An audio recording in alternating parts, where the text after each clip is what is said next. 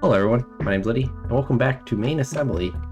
So, today I just wanted to go over something I made. So if you guys have followed my channel for a little bit now, about every Sunday I've been releasing like a multiplayer video where I challenge like one or two people to do a challenge. Or just do something. They usually build their own vehicle to do said challenge, or whatever. And for last week, one of the person I play with, his name's Forbidden, and he came up with an idea of having kind of like an explosive like container that that's very volatile. If I can say that word correctly, and if you drop it, it explodes, whatnot. Because if you guys are familiar with the game Scrap Mechanic, like their explosives are a lot of fun. They're like you look at them and they pretty much explode. They're pretty hilarious. But with this game, these like you could freaking hit these with a hammer and they don't explode. Like they pretty much almost need you actually have to press a button or have a sensor detonate them. So I tried my best to try to make a very volatile, explosive crate that we can pick up and carry around, and if we drop it, it explodes, or if it gets too close to like a building or object, whatever, explodes. Like super sensitive. But the problem with that, it is so like, I mean, I'm not saying I know how to, I'm not saying I'm that great at programming or anything like that, but I'm pretty happy with what I made. But it's still not perfect, and I'm kind of challenging you guys out there to see if you can do anything better. Because, like I said, I'm not nearly great at programming, but I'll kind of show you what I made. Let's just start with this one. This is the first thing I made. For some reason, I tested this just a couple minutes ago, and I made this like 2 weeks ago, something like that, and it was working great. So, like, yeah, I have this crate. It's full of explosives, obviously, and the pistons on the side are just to simulate it picking up. But okay, oh, it worked! Holy crap! Before, as soon as I picked it up, or picked it up, it would explode. So, but my idea is when you pick it up, I guess the trigger, whatever, it activates. So when I put it out on the ground, it should explode. And it did. Perfect. And honestly, it usually sends me sky high or sends me through the map, which is kind of funny it didn't. Oh. Whee! There. Wow. Why are you being so cooperative? Of course, like when I'm recording, it does the exact opposite when I'm... Oh well, whatever. I mean, eventually you guys are going to see the problem.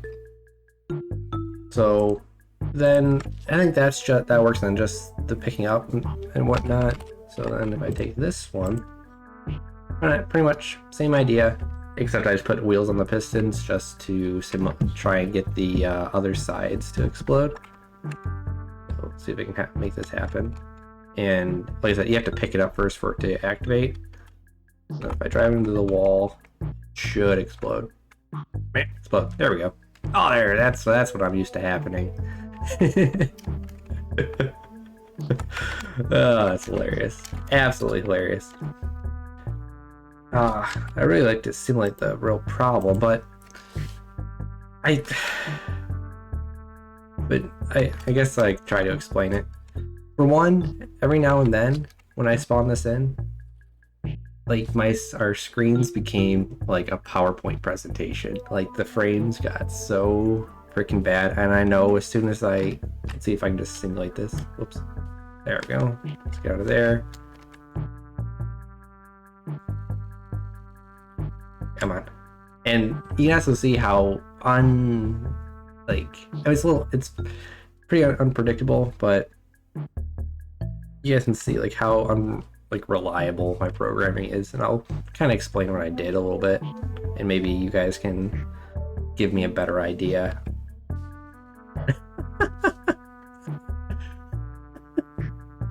I do love it though. Oh, it is absolutely hilarious. We're just flying through the sky.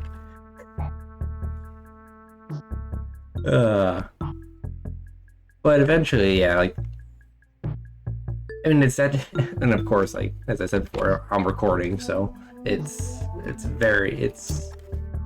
wants to behave.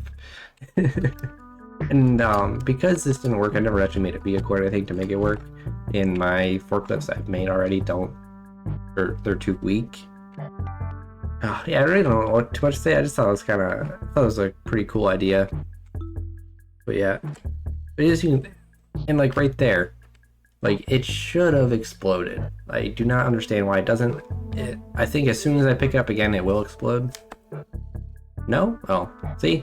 It does not work the way I want it to. Maybe if I put it back down. Eventually, yeah.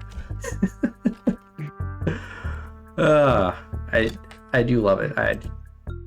For all its flaws, it's still my baby. However, okay, I can show you the programming I got.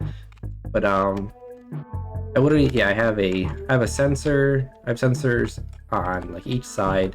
This is the sensor that detects the ground, and this actually, as soon as this doesn't detect anything, that's when the whole system starts. And if any of these sensors like detect anything like within, I don't know, I think it was like 20 centimeters, it explodes, because I wanted to make sure it exploded. And for some reason, when it goes back down, or it's just very random, honestly. But so I'll open up my programming. This over here is just for all the sensors detecting anything, and I have the equals, so if it equals 1, it explodes, because the distance it works from, it's not just on or off, it's either 0, 0.5, or 1. I wanted to make sure that it's just one, it's a full contact, so that's why I have the equals there. And the major problem I had was actually having the system start from being spawned. It was working just fine, but until you started to move it. So this is where I don't really know what it's really comparing. I just threw it in there and it started to work. But I think this is what's causing me a lot of the issues for the a lot of the instabilities or randomness of it. And for the hit, it's the same thing with the distance. I wanted it to be a 0.5. I wanted the dropping actually to be the most sensitive. So when it hits 0.5, then, or no, wait, no, I'm sorry, my bad. Okay, yeah, my bad. Like I said, it's been a couple weeks since I built this. Yeah, since I had such a problem from it starting, I actually took an idea from an old creation. When I was making the bullets, which I'm still need to get back into that. When I was making the bullets for my like kind of realistic gun or cannon thing, I was using a speedometer to make it explode like when it hits 0. And I kind of took that idea, and I had it as soon as this detects, like it gives off a 0.5 signal. That's when it actually starts. That's right. That's when the compare hits, and then it toggles on the system right here. And this is the sequence right here. It is always giving off a -1 over here.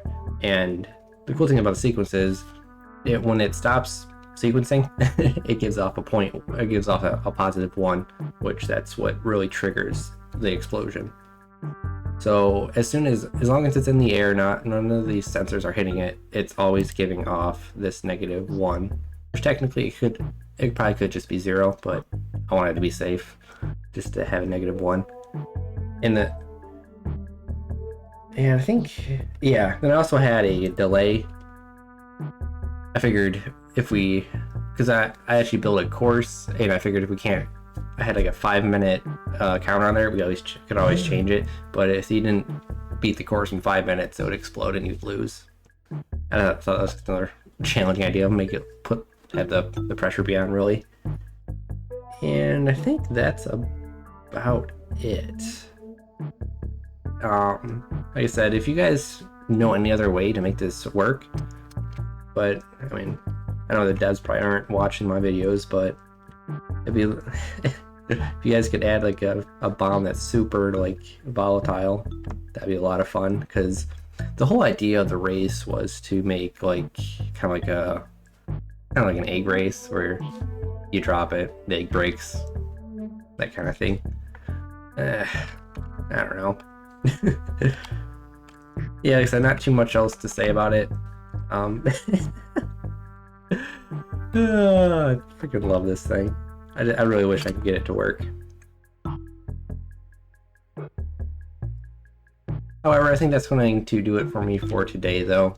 Please let me know if you have any other ideas or fun things for me to do. Thank you so much for watching, and I hope you guys consider subscribing, commenting, liking. I said that backwards. Bye.